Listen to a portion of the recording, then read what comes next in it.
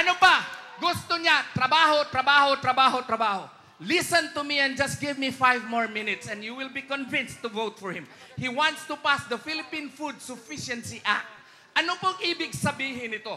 300,000 hectares of land are government lands. Wala pong gamit yan. Anong gusto niya?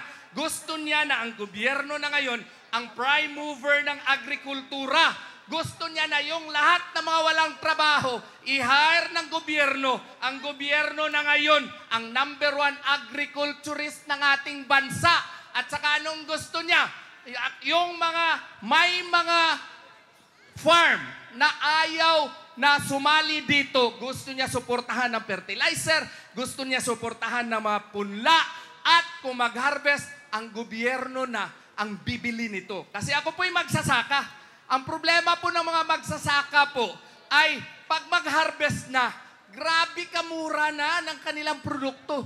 Gusto ni Pastor na ang gobyerno na ang bibili po nito at ang gobyerno na ang mag-export sa Taiwan, doon sa Hong Kong, doon sa Dubai, doon sa United States of America at iba pa.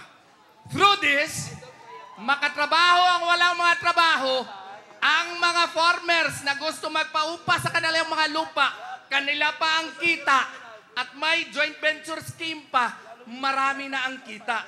Through this, yung bigas po, naturally, sa kanyang projections, ay unti-unti pong bababa.